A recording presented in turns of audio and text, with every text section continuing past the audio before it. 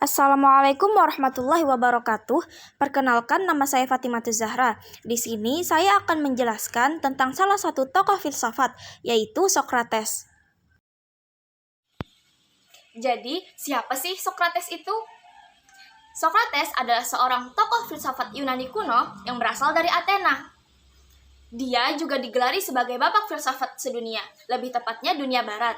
Tidak ada yang mengetahui secara pasti kapan Sokrates ini lahir, tapi ada yang mengatakan dia lahir sekitar tahun 479 sebelum Masehi. Dia tidak lahir dari keluarga yang berkecukupan, ayahnya seorang pemahat dan ibunya adalah seorang bidan.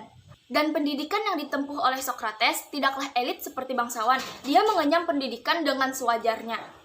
Dan Sokrates ini juga merupakan seorang guru. Setiap kali mengajarkan ajarannya, dia tidak pernah meminta upah apapun. Karena hal inilah, kaum sofisme menganggap bahwa Sokrates ini telah merusak moral para pemuda. Filsafat Sokrates menggunakan metode dialektika. Metode dialektika ini adalah metode yang digunakan dengan cara tanya-jawab. Jawaban pertama atas pertanyaan itu menjadi hipotesis atau jawaban sementara, yang mana dari jawaban sementara inilah akan muncul beberapa pertanyaan berikutnya yang kemudian dapat ditarik kesimpulan darinya. Tapi, dialog Sokrates yang bersifat kritis ini ada kalanya menimbulkan kebenaran, namun ada kalanya pula menimbulkan kebingungan yang tidak ada titik akhirnya. Baginya, metode dialektika mengharuskan untuk membuka dan memahami apa yang ada di dalam jiwa diri sendiri dan berefleksi agar manusia menjadi sadar akan hidupnya. Dalam metode dialektika terdapat dua metode, yaitu yang pertama metode induksi, yakni pengetahuan yang berasal dari hal-hal khusus kemudian diambil kesimpulannya.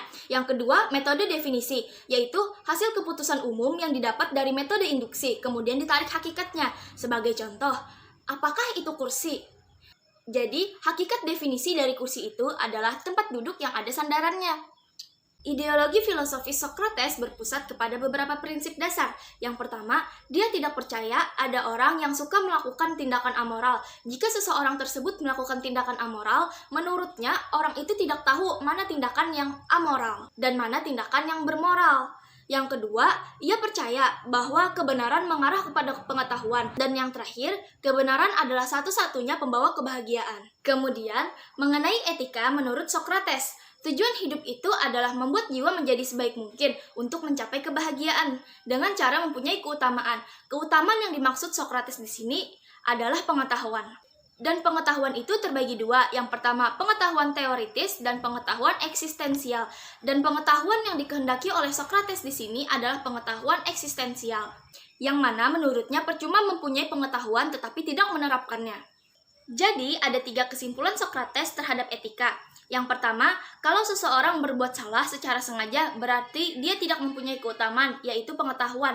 Yang kedua, keutamaan itu menyeluruh. Dan yang terakhir, keutamaan itu adalah pengetahuan, dan pengetahuan bisa diajarkan.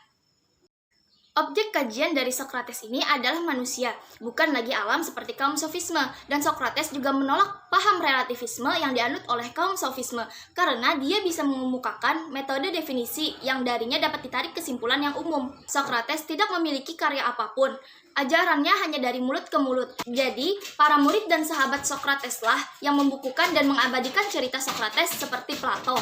Kemudian, implikasi dari model filsafat yang dikembangkan oleh Sokrates tidak sebatas menggugah kesadaran manusia atas hidupnya sendiri, tetapi juga melakukan revolusi atas beberapa sistem yang dianggapnya tidak baik untuk masyarakat Athena. Seperti yang pertama, menggunakan sistem demokrasi diambil dengan voting atau berdasarkan suara terbanyak. Menurutnya, suara seorang cendekiawan bijaksana itu sama dengan suara seorang preman pasar.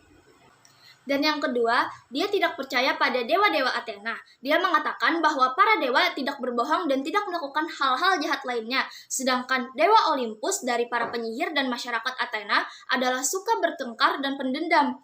Kemudian, Sokrates memperkenalkan dewa-dewa baru. Kemudian, sekitar tahun 399 sebelum Masehi, Sokrates diadili di hadapan juri Athena dengan tuduhan telah menghancurkan moral anak muda atas gagasan pemikirannya. Sokrates dihadapkan dengan 500 juri dengan hasil voting 280 suara yang menyatakan Sokrates bersalah. Dengan konsekuensinya, Sokrates harus menjalani hukuman yakni dengan meminum racun hemlock. Terima kasih, sekian dari saya. Wassalamualaikum warahmatullahi wabarakatuh.